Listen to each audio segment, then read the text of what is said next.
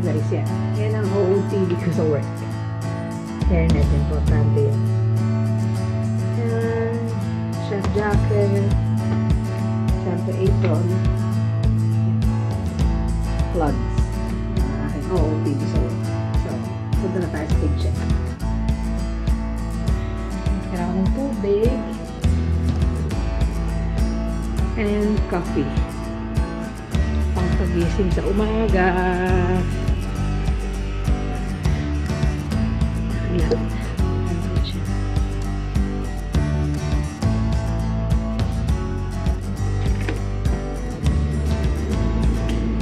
Oopsie, dilim. Madilim sa kusina. Patay yung ibang start muna ako. Pagdating ko yan. Open yung lights.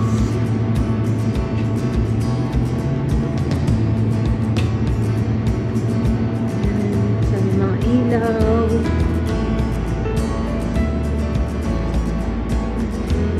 Dilim po rito. Dilim.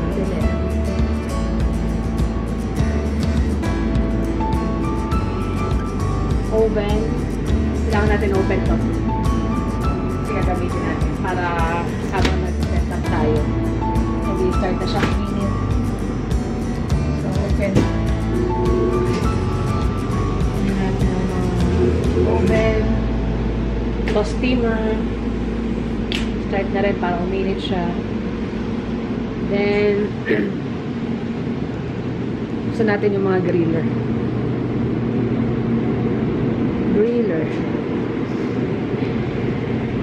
Buksan natin yung stove. Flat grill.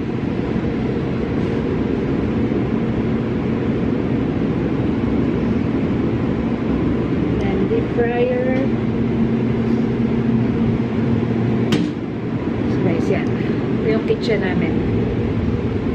Maliit lang, di ba? Hindi siya yung gaya sa mga restaurant na mas malalaki. Yan. Ito yung steam bath. Para lagi mainit yung pagkain while serving. Lagyan na natin ng tubig.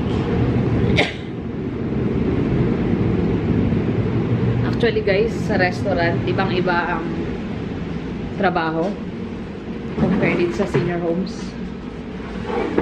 Pero mas maganda naman ang income nila. Kaya ako nakapag-decide na magtrabaho sa senior homes. Ever since noon, talagang gusto ko restaurant or hotel. Kasi gusto ko na sa challenge. Nagtatrabaho ako. Gusto ko yung nag-enjoy ako. But then, syempre, being a mom, so naghahanap tayo ng magkakaroon tayo ng mas magandang income. Syempre, para na rin sa future ng family. So, nung nalaman ko na, senior homes, naghahanap sila na ang cook. Why not i-try ko? Kasi naririnig ko sa iba na pag senior homes nga raw, malaki ang sahod. Hindi naman siya sobra kasi ang laki, pero mas malaki siya kaysa sa normal na nagluluto ka sa restaurant. Tsaka mas less ang pressure. Pag sa restaurant ka kasi, lahat hinahadali mo eh. Kaya kailangan talagang mabilisan na habang nagpe-prep ka, meron ka ring order at the same time. So, para ka ng kabayo, kakamadali mong lumakad, kakadali mong mag-prep. So, ibang-iba. Makikita nyo yan. Sayang eh. Kung uso na, kung nagbablog nun, naisama ko sana kayo ron. Para na-compare natin. Okay, mag-ayos muna ako sandali. Set up lang ako. Then, I'll be back. So, yan guys. Mag-start na ako mag-set up ng breakfast. Diyan muna kayo. Okay?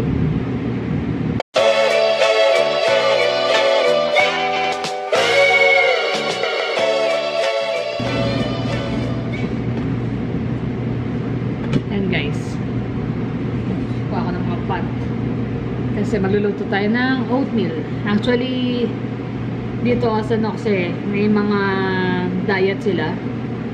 So, meron kaming resident na gluten-free, mga celiac. So, meron tayong oatmeal na lulutuin na separate para sa kanila. So, usually, 3 klase ang niluluto ko rito na oatmeal para sa breakfast nila. Taksan niyo mamaya. So, yan guys.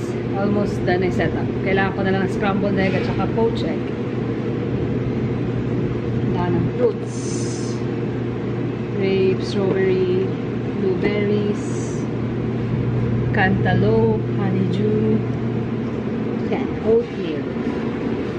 Oatmeal, maraming oatmeal. So, dito mamaya yung sausage natin. Usually alternate kasi sausage and bacon everyday. So kahapon bacon ako, so today is sausage. So dito mamaya mga poached egg natin. Yan.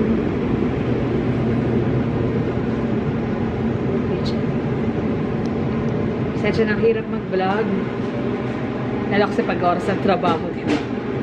Siyempre kami, as cook, laging dapat gumagalaw sa iyo kamay. Gagawa tayo ng cheese biscuit later. Ate Cristel.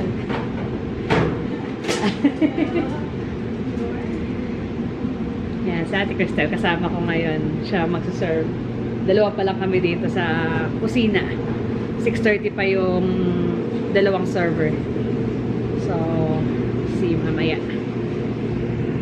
So, yan guys. Mag-steam tayo ng itlog. Para yan sa chef salad ko later. Steamer. Sobrang convenient nito. Sa mga dalang pinsukan ko, restaurant, wala na eh. Ito, pag-steam ka ng mga gulay, ilang minuto lang. Tapos, itlog, lagay mo lang siya dyan. Steam mo siya for 12 minutes and it's done.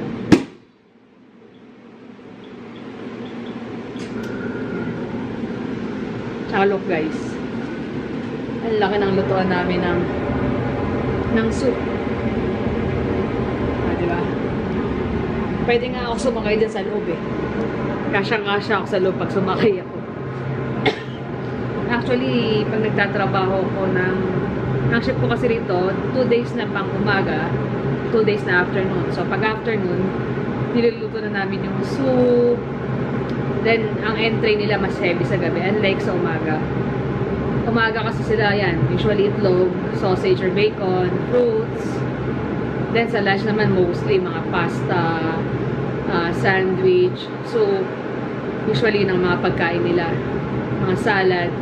Unlike sa gabi na meron silang appetizer, meron silang entry, merong dessert, tapos 2 kinds ang entry nila. Tapos 3 yung kind ng side of dish nila.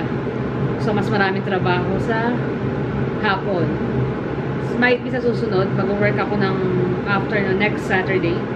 So, isasama ko ulit kayo para makita nyo rin yung setup sa hapon. So, for now, dito muna tayo. Ito guys, yung luto namin ng poached egg. Cover mo lang siya. Mas madali.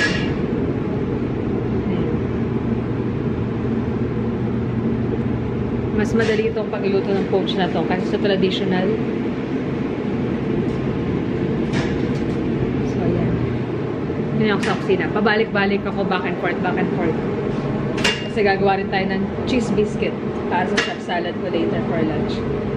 So, ito yung natakal ko na yung flour, baking soda, baking powder, sugar, salt. Then, lalagyan natin siya ng buttermilk. And salted butter. Pero, i-half-half ko to sa margarine para hindi sobrang alat. Kasi ang alat nitong salted butter. So, mamaya panoorin nyo akong gumawa. Yan guys. Gawa tayo ng cheese biscuit.